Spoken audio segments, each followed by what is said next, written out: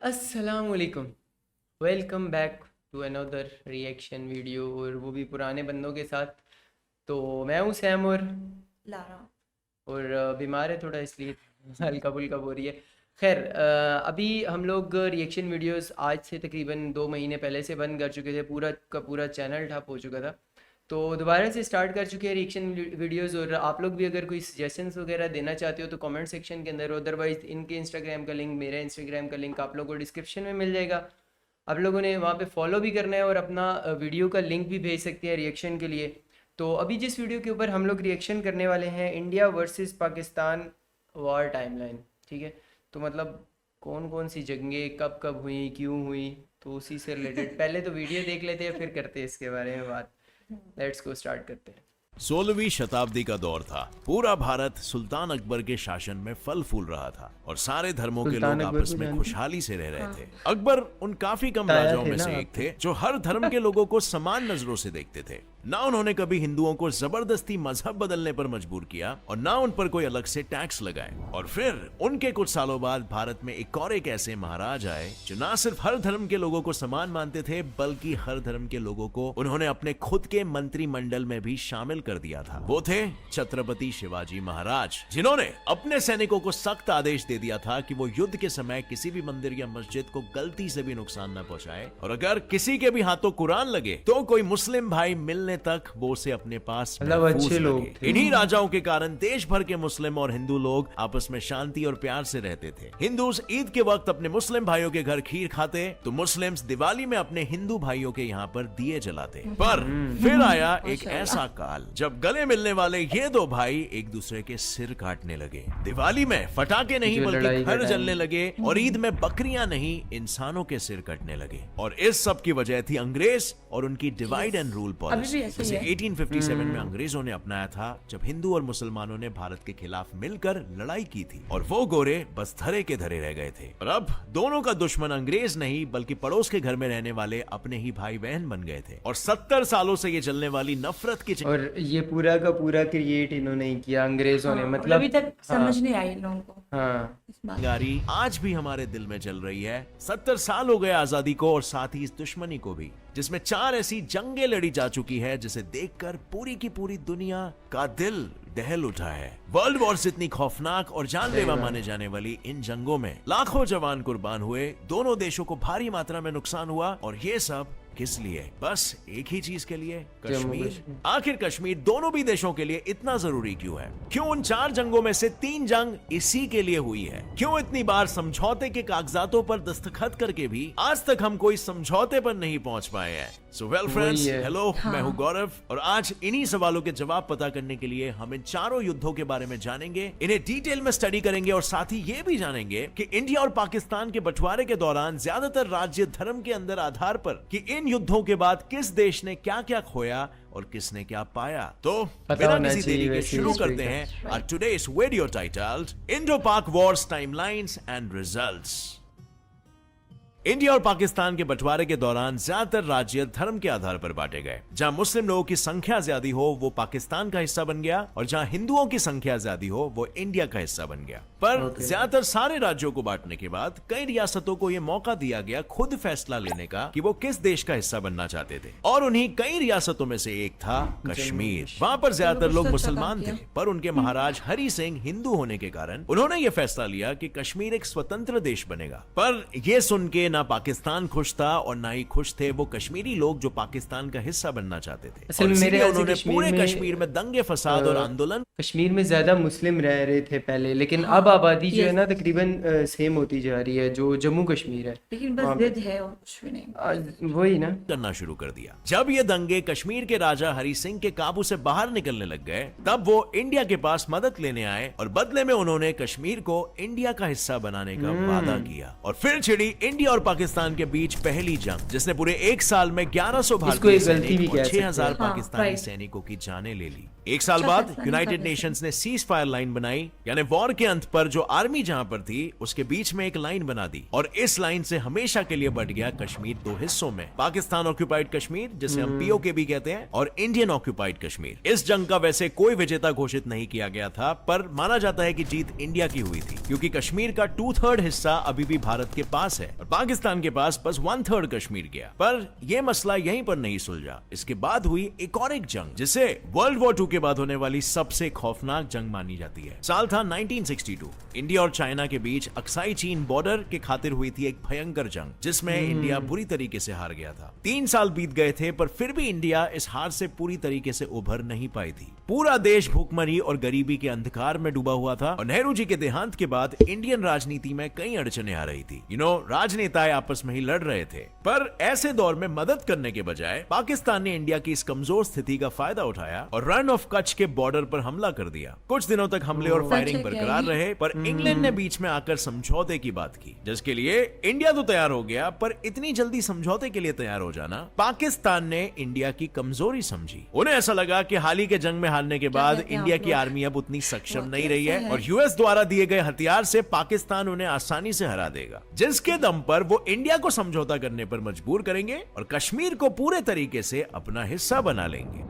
और फिर शुरुआत हुई ऑपरेशन गिब्राल्टर की, जिसके तहत उन्होंने ये सोचा कि वो अपने सैनिकों का भेष बदलकर कश्मीर उन्हें भेजेंगे और वहां के लोगों को इंडियन गवर्नमेंट के खिलाफ भड़काकर पूरे कश्मीर में आंदोलन और अशांति का माहौल बना देंगे। लेकिन ये कदम उन्हें जितना आसान लगा उतना असल में था नहीं। कश्मीर के लोगों ने उन्हें तुरंत पहचान लिया और पुलिस के हवाले कर दिया, पर फिर उन्होंने सोचा कि इतने बड़े प्लान को ऐसे ही तो नहीं रोका जा सकता।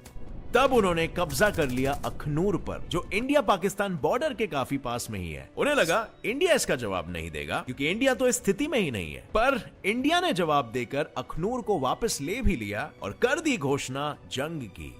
एक ऐसी जंग जिसे इतिहास में वर्ल्ड वॉर 2 जितना खौफनाक माना जाता है। अखनूर इंडिया के पास वापस आ जाने के बाद पाकिस्तान ने अपनी पूरी आर्मी कश्मीर में भेज दी, और उन्हें वहां से हटाने के लिए इंडिया पाकिस्तान के पंजाब और लाहौर के पास वाले गांवों पर कब्जा कर रहा था। पर वहां पर आके इंडिया को रोकने के बजाय पाकिस्तान ने कब्जा किया खेमकरन पर, और वो अमृतसर की ओर बढ़ ही रहे थे कि इंडियन आर्मी ने उन्हें वहीं पर रोक दिया और उनसे खेमकरन दोबारा वापस ले लिया। और दूसरी तरफ इंडिया लाहौर पर कब्जा कर ही लेता, पर सीज फायर डिक्लेयर होने के कारण जंग को वहीं पर रोक दिया गया। अब ये वाली जंग पिछले 1 साल के जंग से कई गुना छोटी थी, पर नुकसान 10 गुना ज्यादा करके गई। 3000 भारतीय इसमें सैनिक पहले और बंदे बहुत 3800 ज्यादा मरते थे पाकिस्तानी पहले सैनिक लोग। मारे गए सिर्फ 20 से 22 घंटों की इस जंग में। और अंजाम कुछ नहीं आया, पर माना जाता है कि जीत इंडिया की हुई, क्योंकि इंडिया ने माना जाता है, पाकिस्तान हर से ज्यादा बार जमीन पर माना कब्जा जाता कर लिया था। इसके अलावा उस वक्त हमारे पास जूने हथियार और तोप होने के बावजूद भी हमने अपनी स्ट्रैटेजी से पूरे जंग को जीता। और इस जंग के बाद दोनों भी देशों ने 1966 में ताशकेंट एग्रीमेंट साइन किया, जिसके मुताबिक दोनों भी देशों को आपस में अच्छे रिलेशंस बनाए रखने थे और सारे मुद्दों को शांति से बातचीत कर ही सुलझाना तो पड़ेगा। पहले ऐसे कर लेते। पर पहले as से you know नहीं it, कर रहे थे ये ना। शांति असल ज्यादा में देर कोई ना तक कोई बरकरार एक साइड नहीं पे रही। कोई ऐसा पिछले 2 ऐसा कोई third person, पॉलिटिशियन yes. आ जाता है या अंग्रेज बीच में कुछ ना कुछ आके ऐसी Third चाल person चल लाजमी जाते हैं ना, आता है बीच में लड़ाई के वो कोई ना कोई ऐसी चाल चल जाते हैं जिससे सारा का सारा काम गड़बड़ हो जाता है। अभी भी जहाँ तक देखा जाए, लास्ट में इस पे बात करते हैं। जंगों में हमने जो मंजर देखे, उससे भी खौफनाक और दिल दहिला देने वाला मंजर अब 1971 की ये जंग दिखाने वाली थी, जो कि इंडिया और पाकिस्तान के बीच नहीं, बल्कि ये जंग पाकिस्तान लड़ रहा था खुद से ही। पार्टीशन के वक्त ईस्ट बंगाल पाकिस्तान का हिस्सा बना था, जो पाकिस्तान का हिस्सा होकर भी उससे काफी दूर था। और अब इन दोनों के बीच में ना तो कोई ज्योग्राफिकल कनेक्शन थे और ना ही वो एक भाषा बोलते थे, और इसी वजह से वेस्ट पाकिस्तान ने हमेशा ईस्ट पाकिस्तान के साथ भेदभाव किया। पाकिस्तानी गवर्नमेंट में कभी भी कोई ईस्ट पाकिस्तान का मिनिस्टर, प्राइम मिनिस्टर या प्रेसिडेंट नहीं था। और इतना ही नहीं, पाकिस्तान अपने नेशनल बजट का सिर्फ 30% ईस्ट पाकिस्तान पे खर्च करता था, जबकि पाकिस्तान की 60% आबादी तो ईस्ट पाकिस्तान में ही थी, और पाकिस्तान का 70% ट्रेड भी यहीं से होता था। तो फिर बाकी की पाकिस्तान की, मेरे ख्याल से यहाँ पे जो ज़मीन थी वहाँ से बंदे निकल गए यार। कुछ तो यहाँ पे मैं एक बात कहता हूँ कि बांग्लादेश से रिलेटेड जितनी भी न्यूज़ और जितनी भी नॉलेज इंडिया के पास है, वो तकरीबन मैं ये कहता हूँ कि रॉन्ग है। अब बहुत ज़्यादा मिसगाइड किया जाता है यहाँ पे। मतलब बांग्लादेश से रिलेटेड बहुत ज़्यादा मिक्स गाइड किया जाता है। अभी बहुत सारी बातें हैं जो कि याह्या खान ने 1969 में प्रेसिडेंट बनने के बाद नेशनल असेंबली के पहले इलेक्शंस रखने का वादा किया। तब ईस्ट पाकिस्तान के लोगों को ऐसा लगा कि आखिरकार अब गवर्नमेंट में भी उनके लोग होंगे, क्योंकि पाकिस्तान में तो उससे पहले कभी कोई नेशनल असेंबली, जिसे हम लोकसभा कहते हैं, वैसे इलेक्शंस कभी नहीं हुए थे। पर इलेक्शन से कुछ महीने पहले ही ईस्ट पाकिस्तान में एक बहुत ही बड़ा साइक्लोन भोला आया, जिससे पूरा ईस्ट पाकिस्तान भयंकर रूप से भोला रिकॉर्ड। पर Man, living in this tundra is hard. All I have to eat are these elephants. Well, at least I can make. Can you imagine it, इस पूरे डिजास्टर के दौरान वेस्ट पाकिस्तान ने मदद के लिए बस सिर्फ एक हेलीकॉप्टर भेजा और कुछ नहीं। और जब इंडिया और बाकी के देशों ने मदद के लिए हाथ बढ़ाया तो उसे भी वेस्ट पाकिस्तान ने ठुकरा दिया, जो देखकर पूरे ईस्ट पाकिस्तान वालों के मन में गुस्से की ज्वाला उबलने लगी। और इस गुस्से का परिणाम दिखा इलेक्शंस में। अच्छा, ये जब मैंने ईस्ट फर्स्ट टाइम पाकिस्तान सुना है। और अवमी हमें लीग के हाँ, प्रमुख मैं भी ये मुजीबुर सोच रही रहमान बहुमत से जीते, पर ये time याह्या information खान को मिली। मंजूर चलो, नहीं कुछ था तो और फायदा हुआ। इसीलिए वो नेशनल असेंबली को शुरू करना टालते रहे। पर फिर उन्हें शक हुआ कि मुजीबुर रहमान और वेस्ट पाकिस्तान के पाकिस्तानी पीपल्स पार्टी के प्रमुख जुल्फिकार अली भुट्टो उनसे उनकी सत्ता छीनना चाहते हैं, इसीलिए याह्या खान ने दोनों को जेल के सलाखों के पीछे डाल दिया। परेशानियों के वक्त में मदद का ना आना और अब इलेक्शन जीतने के बाद भी अपने लीडर को जेल में देखकर पूरा ईस्ट पाकिस्तान रास्तों पर आंदोलन के लिए उतर आया। पर वेस्ट पाकिस्तान ने इसका भी सामना शांति और समझौते से नहीं, बल्कि बंदूकों और लाठियों से किया। पाकिस्तान के ऑपरेशन सर्च लाइट ने 5 लाख ईस्ट पाकिस्तानियों के खून से पूरे मुल्क को रंग दिया और 4 लाख औरतों की इज्जत लूट ली, जिनकी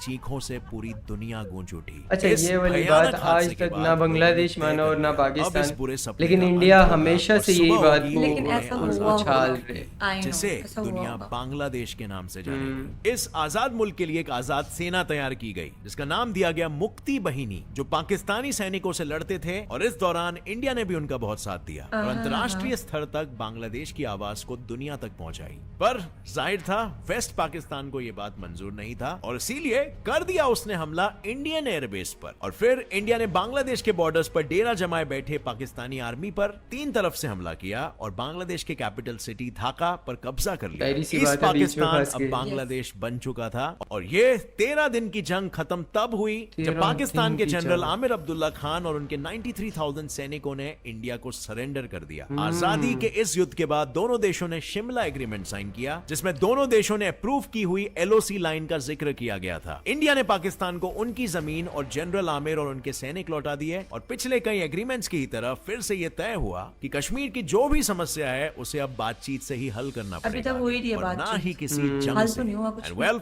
फ्रेंड्स, इस जंग के बाद इंडिया और पाकिस्तान ने कई क्षेत्रों में प्रगति की और उनमें से एक था न्यूक्लियर पावर। अपने दुश्मनी के इतिहास में ये एक और नया पन्ना लिखने वाले थे और इस बार करने वाले थे कुछ ऐसा जो पहले किसी ने नहीं किया था और ना ही कोई करेगा। 1999 में पाकिस्तान और इंडिया पहले और शायद आखिरी ऐसे 2 परमाणु सक्षम देश है जिन्होंने आपस में युद्ध किया। इस ऐतिहासिक युद्ध की शुरुआत हुई थी 1999 के सर्दी के महीनों में, जब कारगिल के पोस्ट पर ठंड इतनी बढ़ गई थी कि सैनिकों ने उस पोस्ट को खाली कर दिया था। पर एक सुबह एक चरवाहे ने उस पोस्ट में कुछ काले कपड़े पहने आदमियों को घुसते हुए देखा। उसने तुरंत जाके सैनिकों को खबर कर दिया, पर सैनिकों के आने तक उन काले कपड़े वालों ने पोस्ट पर कब्जा कर लिया था। वो काले कपड़े वाले आदिवासियों के भेष में और कोई नहीं बल्कि पाकिस्तानी सैनिक थे, जिनका मकसद था उस पोस्ट पे से NH-1D हाईवे जो लेह को श्रीनगर से जोड़ता है उसे तबाह करना, जिस वजह से इंडिया का कश्मीर से लिंक टूट जाएगा। इंडियन सैनिकों ने लाख कोशिशें की उन्हें वहां से भगाने की, पर दुश्मन चोटी के ऊपर होने के कारण जैसे ही सैनिक आगे बढ़ते तो उन पर गोलियों की बारिश कर दी जाती, जिसकी वजह से कई सैनिक घायल हुए और कितनों की तो मौत भी हो गई।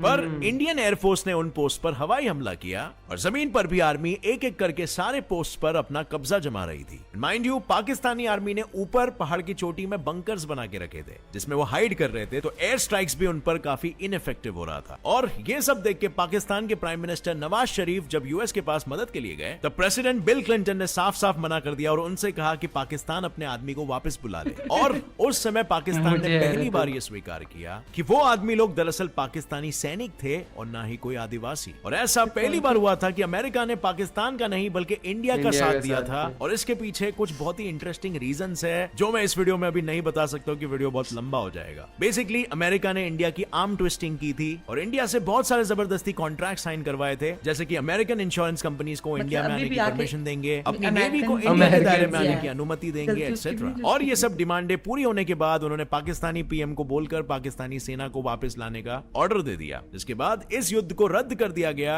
और इंडिया और पाकिस्तान के बीच का ये आखिरी ऑफिशियल युद्ध बना।